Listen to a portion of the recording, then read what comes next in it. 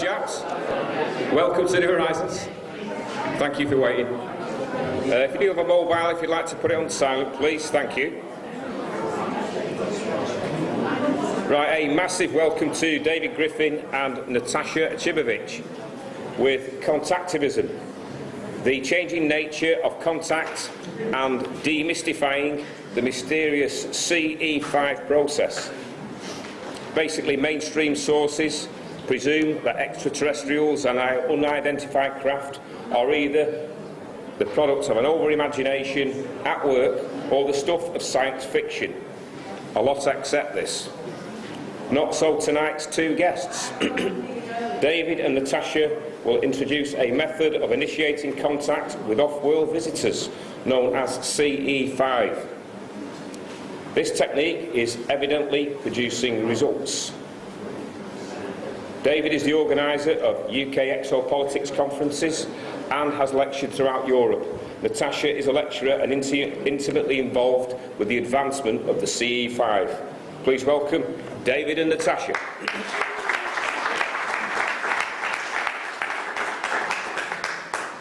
Thanks, Rob, and it's nice to see you all again. I think it came about 18 months ago, a year ago, 2 years ago, had a good time up here then. A different topic, can't remember what I did last time. Lots happened since then. I think I did a general talk on the UFO phenomena, which you get a lot of here. Tony Toppings turned up and a lot of other people I know. As we're a bit late, I'll push straight on. I've got some quite dramatic stuff tonight, really, and hopefully some of you will quite enjoy, because this is something a little different from the usual sort of UFO stuff you see, and all about what we can do as people to get involved in this phenomena, and the fact that we've all got the ability to make contact or have limited forms of contact or have full-on contact if we want it. So let me got a laser pointer. That's my flicker, isn't it? I think I'm used to this. Okay.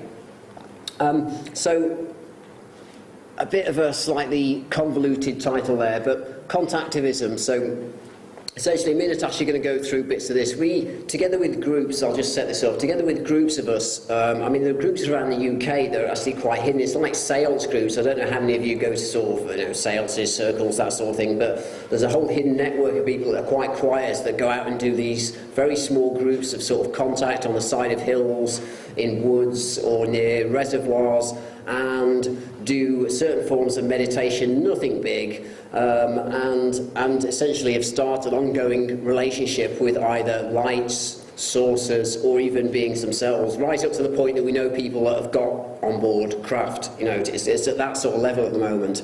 And something's changed in the post-2012 era.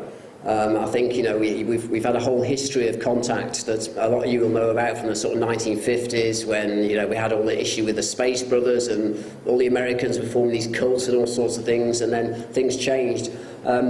So really what we've done, Natasha's got very good at photography and filming these things, and they're quite difficult to film, and gradually bringing that phenomena closer so we can get it on film, show it to people, and that then also encourages people to come out with us and then form their own groups, and that's the actual idea at the moment. So we sort of labelled that, because if you know, as Rob just said, I've come from the sort of exopolitics area, which, if you don't know, it deals with the whole idea that it's about time we acknowledge that there is some sort of intelligence visiting us. I mean, that's pretty much a fundamental now. If you need to look on the news every day, they're saying, well, we found another Earth-like planet that could hold a civilization. That's on the news every day. They're finding them every week, these new sort of habitable zones. So we've gone now from this whole idea where you used to see skeptics around, skeptics on the sofa with Richard and Judy, slagging this topic off and making fun of contactees. That's gone. That's changed, and you won't find anyone now, a scientist, that will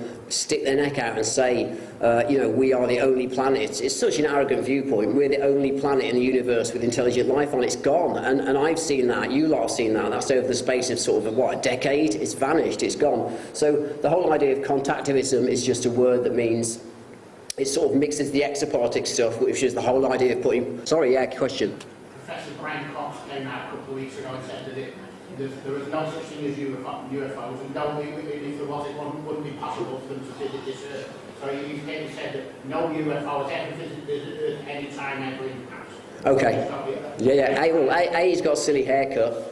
Secondly, he wants to come out with us because I'd like to see if he thought these were meteorites. Because I'll tell you one thing: if he's deluded, if he wants to come out with us and have a look around. But Brian Cox he's got a job to keep, though, hasn't he? He's got a job to keep and a professorhood to keep. And this is the problem in this area. Then you don't get invited to go and talk to science groups. You don't. But I think all that's going to change because these people like Brian Cox, the BBC. Are all starting to look a little bit silly at the moment because this area is getting bigger. These craft are starting to buzz overhead, and YouTube's full of them. The second most searched term on the internet is UFO after you know what. So it's pretty bloody obvious. So Brian Cox is a little bit slow, really, on all this stuff. That's just a quote that I put. That was in some of the Contact literature I read. We appear in the iconic form you call the saucer, so not to alarm your species. The saucers are deeply connected and collective memory for you from previous generations and many first contact scenarios. Now bear that in mind because what you're about to see isn't classic saucers. There are some saucers there, but it isn't classic saucers. These things take a multitude of phenomena of orbs, lights, full metallic craft we've had, but a whole range of things, and a lot more besides, which Natasha will go into when we get onto the more consciousness side of things. Yeah, this is interesting, right? Because given that you start to think that these ETs, you'll see as this unfolds, the ETs seem to have, I don't want to sound arrogant here because we haven't got a clue what's going on, and this is I'm talking about our group. There's a couple of groups that go out here, but they seem to know we were coming up here tonight. The same as you'll see is when we went down to Wiltshire, because absolutely amazing. We started discussing, well, can we add this angle on for this talk for you lot up here? Can we add this? Should we add this bit of video in? And shall we mention this little thing? And something made me, downstairs in the kitchen, I put down the saucepan of beans, went upstairs, got my night vision camera, walked straight to the darkened bedroom that we've got, looked out the window, and something very strange happened. And this was all in the context of discussing coming up here. Now, this isn't the first time this has happened. But before I say that, let's go through a bit of this, because I wanted some feedback from you, just so I know, really, what your take is on this. It's of interest for me, given that this area is changing. And I know that you've all, from what Rob said, and Rob's been doing this years, you've got a wide variety of speakers here, a wide variety of sort of topics of interest. So if I said that next weekend, those of you who were interested in this area, let's just call it a phenomena, that if you could have contact of some form, whether that's seeing a light that flashed and interacted with you, and that was pretty obvious, or whether you had let's just say a light or metallic craft that landed, say, 200-300 yards away from you, but or shone a light at you, and you felt that light made an impact on you, how many of you would want that experience to happen? Okay, right. That's interesting. That's about 50%. So I suppose that depends on, again, how many people. Some people just aren't into this area at all, but then perhaps you may not even be coming to this talk if that's the case. But that's quite a lot. And you find that, and interestingly, even the ufologists sometimes that we've spoken to, we've invited out, Richard Dolan, I could mention a few other names, these big names who've written big books in this field, sold a lot of books, been to conferences. A lot of them don't want to come out and experience this sort of stuff.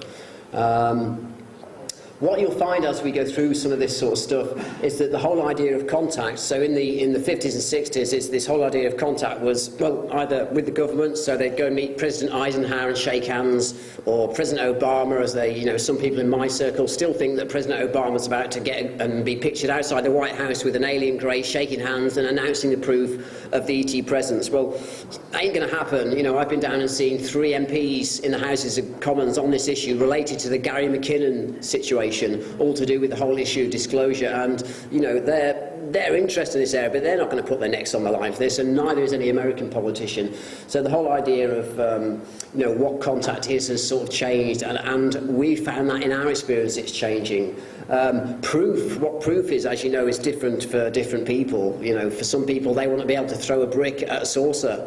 For other people, some people are just happy and think they can feel the vibes of these ascended ETs, as they call them. I'm being a bit tongue-in-cheek there. That's enough for them. Everyone's a little bit different.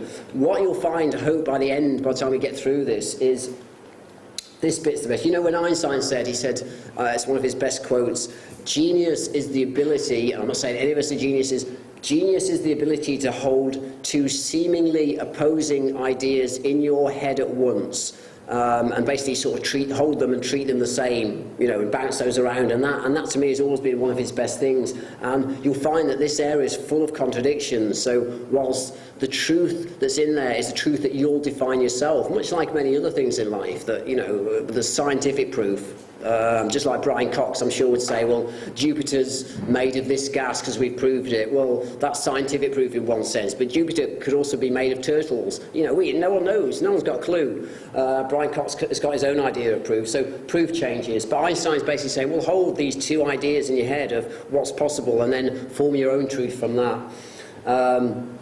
Contradictions are at the heart of the alien issue, and this has been all the way through, including contactee literature from the 50s. You look, you know, they're all coming from Venus. They all came from Venus and Jupiter. Don't see those mentioned anymore. You know, contradictions. But often, what we've found in the more recent stuff with the contact that we've had and that's been ongoing is that whatever this intelligence is will jump in to start to help you sort out what's going on. And it isn't just in the whole nature of, come on board my saucer and we'll tell you that you're ruining the planet and it's about time you started doing your recycling and putting your bottles into your bins properly, which is the usual stuff if you read all the contactee literature. It's always about, you know, your planet and, you know, you're having too many wars. No, it's getting far more subtle than that now. But anyway, last night, look at me, what happened when we were sat there discussing, well, what should we do? What should we put in? Because we've done a couple of these talks and you know, on contact, it's getting quite popular to get asked to do this as opposed to the other stuff that I've done. Walked outside, got this isn't even night vision, right? This is I mean, you won't tell much from this, you'll see in a minute.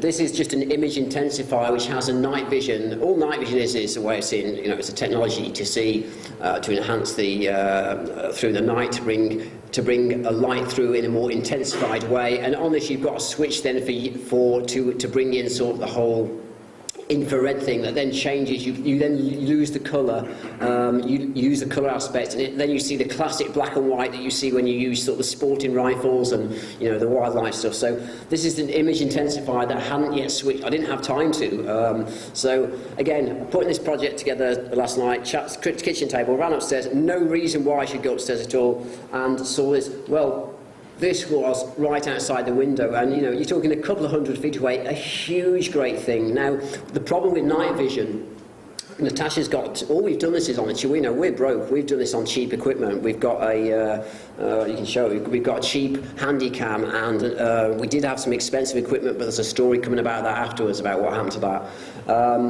And the problem with night vision, it doesn't bring out detail, so believe me when I say behind that there was a structured craft, but night vision, of course, just looks for, well, it's like, give me the light, and so you tend to get blur. So you'll see me trying to focus in a minute, but look at me, one thing I've never seen, you'll see something in a minute that's the reverse of this, because we've caught phenomena that seems to have these top hats. Now, I bet you haven't seen a UFO with a top hat before. You're going to see one a bit later.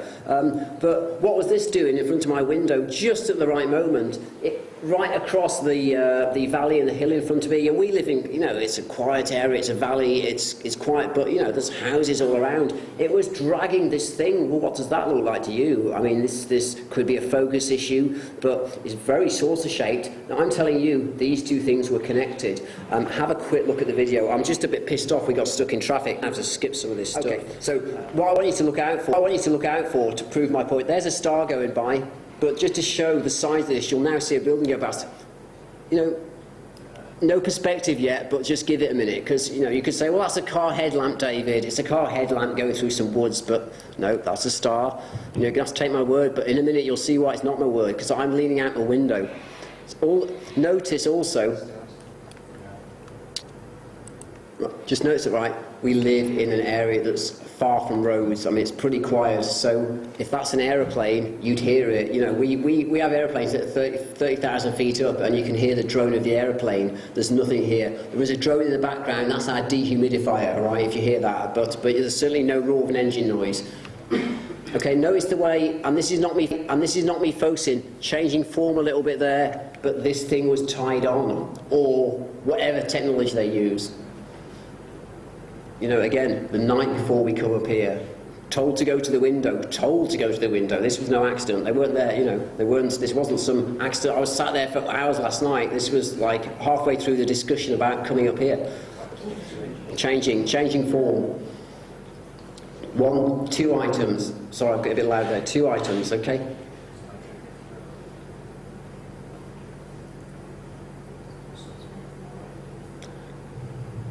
Right, that drone in the back is the dehumidifier, but you know what an aeroplane noise sounds like, okay? That's me opening the window desperately because I'm filming through a misty window. Right, here we go. And lo and behold, this is why they're stopped that quickly. This is why they're pranked to like in a way, and we find that a lot, and this is why there's contradictions, because in the space in the open window, of course, I take my eye literally off the ball or off the UFO, and I have to quickly open the window, fumble, refocus. In that time, it's turned off the bloody thing that was underneath, the little tow rope and everything that I could see with the naked eye. It had turned off, so I wanted to see what that was as it came directly past with no misty window. No, they're always doing stuff like that. You can get your camera out sometimes going down the road. They've bobbed up behind a church or a hill. You get your camera out, you've just about got it focused, down it goes. They like playing games. They're funny buggers.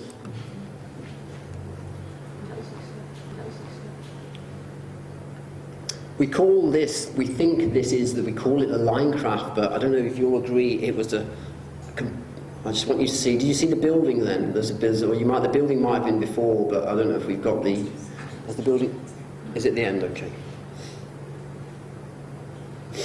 I just want you to see some perspective as this goes past. We've got a mill house near where we live. It's like an old mill that's still in use with various things. There we go. Okay, so, I mean, look at the size of it. There's a house. That's how close it was. I mean, if that's an aeroplane, it's the most undynamic aeroplane that I've seen flying around, you know. And then I think you hear me cursing because it's about to go out of vision. But again, most interesting, just on the night we're coming up here, what on earth was that towing? It was towing what seemed to be a saucer or some sort of Star Wars tractor beam. I don't know. But it's another star, and that's the roof of our house, I think, at the top there. I tried focusing in. Again, night vision doesn't work. You need high definition, high quality cameras at that point. You basically need sort of 2 set up together, both to catch the night vision. That's the roof of the house. So there, it's climbed up a little bit more. But, you know, you start, we've got to the point where it's now beyond proof, and I'm, you know, I don't want to have that cliche, it sounded like Brian Cox ago, well, I'm a skeptic, but I am a skeptic, and it took a lot to get all this stuff being proven to me as being some sort of phenomenon that was there trying to display something, but I think we've more or less proved that at that point, that these things do things for you, whether they want this to be given to a group like you and other groups, I don't know what the reason, whether it's, you know, what it is, but certainly these things aren't hanging around or aren't there all the time, because why wouldn't the neighbours see them? Why aren't the Daily Mail seeing stuff like that? You know, that thing was so bright in the sky. Okay.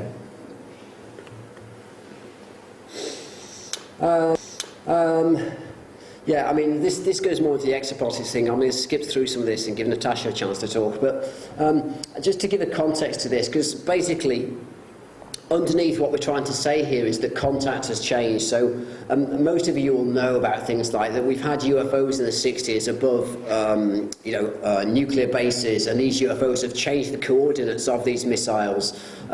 So they have their own agendas to try and teach us sort of lessons about what it is, you know, how to evolve as a species, how to get on with each other, all this other stuff. And they've got their own agendas too, some of which we don't understand, and some of which to us seem a little bit nefarious sometimes, but it's just more, it's an alien phenomena, so maybe we just don't quite get it yet.